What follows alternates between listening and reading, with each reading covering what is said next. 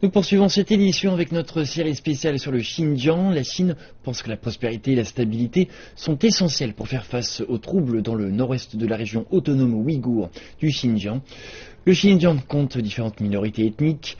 Le commerce frontalier fait partie des mesures prises.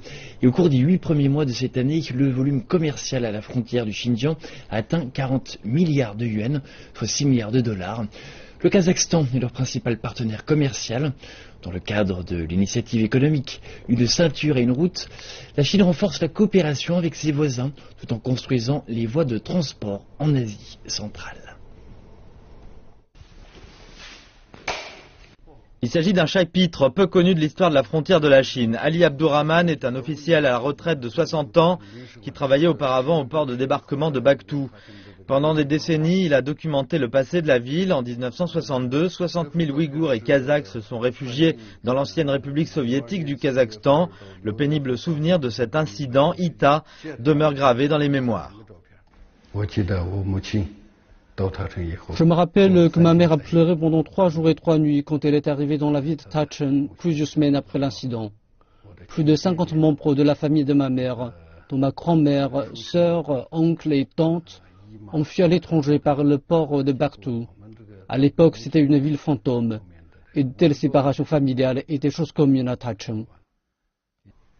Adil a indiqué que l'incident Ita a augmenté la vulnérabilité de la frontière chinoise. Cependant, ma grand-mère était déterminée à ne pas prendre la citoyenneté soviétique et à garder la nationalité chinoise. Elle a dit que la chose la plus douloureuse et son plus grand regret ont été d'avoir quitté la mère patrie.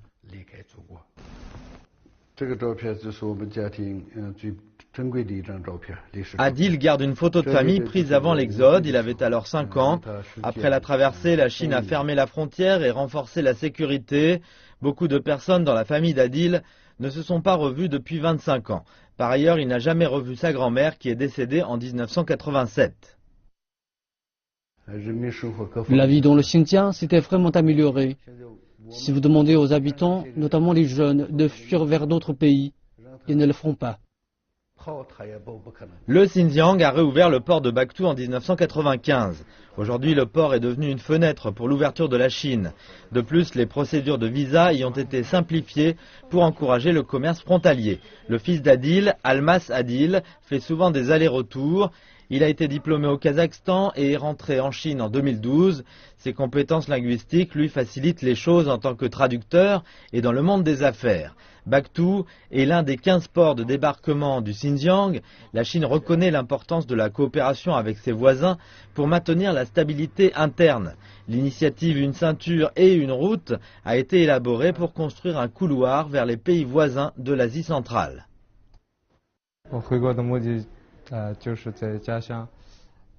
L'objectif de mon retour est de faire carrière dans ma ville natale. Il y a eu beaucoup d'opportunités. Plusieurs de mes camarades de classe sont venus au Xinjiang pour y faire des affaires. Je les ai aidés et maintenant j'ai ma propre entreprise. Le port de Bakhtou a ouvert des boutiques hors taxes et des centres de commerce. Ils sont populaires parmi les grossistes et détaillants venant des deux côtés de la frontière. Même si l'initiative Une ceinture et une route n'a pas encore porté ses fruits dans la ville de Tachang, car il n'y a pas pour l'instant une forte augmentation du volume commercial. Mais Almas croit que la robuste économie de la Chine va apporter plus de touristes et de biens par cette voie de passage. Adil a ajouté qu'avant que l'initiative ne soit annoncée, le Xinjiang avait déjà une longue histoire de commerce. Pour lui, la ville de Tachang renferme un bel avenir. La Chine continue de promouvoir l'ouverture du nord-ouest du Xinjiang, dans l'objectif de renforcer les liens et booster la coopération avec les pays voisins. Cette politique a amené de profonds changements dans les villes frontalières comme Tachang et aux personnes vivant ici. Les risques que soulève une frontière non défendue et les inconvénients de passages fermés sont clairs pour Adil. Après la réouverture du port, le commerce frontalier a non seulement boosté la croissance économique et assuré la stabilité, mais a également promu les échanges entre les peuples et la coopération commerciale entre la Chine et le Kazakhstan. Adil a indiqué que Bakhtou a une longue histoire de commerce frontalier au Xinjiang. Maintenant, ce dont le port a besoin est de retrouver sa place d'honneur. La stabilité exige une frontière sécurisée. Et une paix sur le long terme nécessite des stratégies au-delà de l'initiative commerciale de la Chine.